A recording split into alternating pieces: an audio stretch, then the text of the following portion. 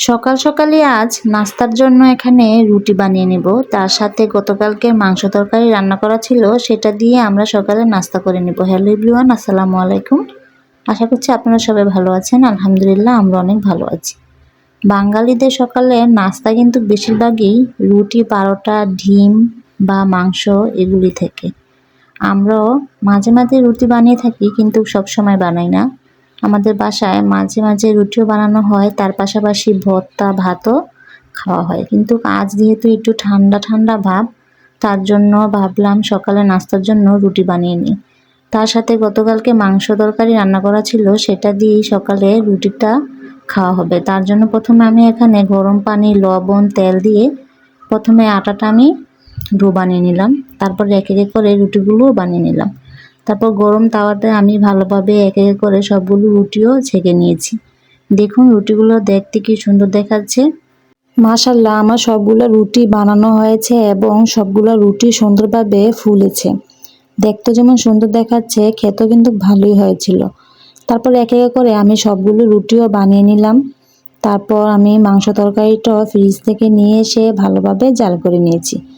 এখন আমরা সবাই একসাথে বসে সকালের নাস্তাটাও খেয়ে নিলাম। গরম গরম রুটি তার সাথে মাংস তরকারি দিয়ে সকালের নাস্তাটা খেতে অনেক ভালো লাগলো। সকালের নাস্তাটা আজ অনেক মজা হয়েছে। এমনিতে আবির, তাসপিল সকালে নাস্তার সময় পারোটা বা রুটি খেতে অনেক পছন্দ করে।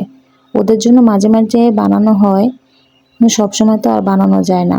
এই জন্য আজ ওরা অনেক মজা করে সকালে নাস্তাটা খেয়ে নিল, মাংস দিয়ে রুটি। আমরা সবাই একসাথে খেয়ে নিলাম, অনেক মজা হয়েছিল সকালের নাস্তাটা। সকালে খাওয়া দাওয়া শেষ করে দুপুরের রান্নাটার আয়োজনও শুরু করে দিলাম। আজ দুপুরে বেশি কিছু রান্না করব না, আলু দিয়ে একটি ভাজি করব, উস্তা আলু দিয়ে ভাজি করব। তার পাশাপাশি একটি মাছের তরকারি রান্না করব। তার জন্য প্রথমে আমি কড়াইতে পরিমাণ মতন তেল, তারপর পেঁয়াজটা দিয়ে কিছুক্ষণ ভেজে নিয়েছি। সাথে আলু, উস্তা, লবণ, কাঁচামরিচ সব কিছু দিয়ে একসাথে ভালোভাবে অনেকক্ষণ ভেজে নেব। উস্তাটা কিন্তু বেশি নাড়াচাড়া করা যাবে না, কারণ উস্তাটা বেশি নাড়াচাড়া করলে তিতা হয়ে যায়। এই জন্য আমি আস্তে আস্তে জাল দিয়ে এটাকে আস্তে আস্তে করে ভাজি করে নিলাম। দেখুন উস্তা ভাজিটা দেখতে কি সুন্দর দেখাচ্ছে, খেতে কিন্তু ভালোই হয়েছিল, বেশি একটা তিতা তিতা হয়নি। আমার কাছে তো অনেক ভালো লেগেছে। আমার বাবা উস্তা ভাজি খেতে অনেক পছন্দ করে। তারপর উস্তাটা রান্না করা হয়ে গেলে আমি এর পাশাপাশি মাছের তরকারিটা রান্না করে নেব। তার জন্য মাছের উপরে পরিমাণ মতন হলুদ, লবণ, মরিচ দিয়ে মাছগুলো ভালোভাবে মেখে আমি গরম তেলে ভেজে এক সাইড করে নামিয়ে রাখলাম। তারপরে একই কড়াইতে পরিমাণ মতন তেল, তারপর পেঁয়াজটা দিলাম, আদা রসুনের পেস্ট দিয়ে কিছুক্ষণ ভেজে নিলাম। এখন কিছু পরিমাণ পানি দিব, হলুদের গুঁড়ো, মরিচের গুঁড়ো, ধনিয়ার গুঁড়ো, লবণ সব কিছু একসাথে দিয়ে ভালোভাবে মশলাটা কষিয়ে নিতে হবে।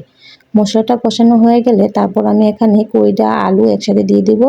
এখন কইটা আলুর সাথে কিছু টমেটো দিয়ে দিলাম, যাতে তরকারিটা দেখতে সুন্দর দেখা যায়, খেতে যাতে ভালো হয়। তারপর আমি ভালোভাবে তরকারিটা সিদ্ধ করে নিয়েছি এবং কষানো হয়ে গেছে। এখন মাছ ভাজাগুলো দিয়ে পরিমাণ মতন পানি দিয়ে দিলাম। এখন ভালোভাবে অনেকক্ষণ জাল করে নেব, শেষে মাছের তরকারিটা নামিয়ে নেব। মাছের তরকারিটা দেখুন, কালারটা দেখতে কি সুন্দর দেখাচ্ছে, খেতেও কিন্তু ভালো হয়েছিল।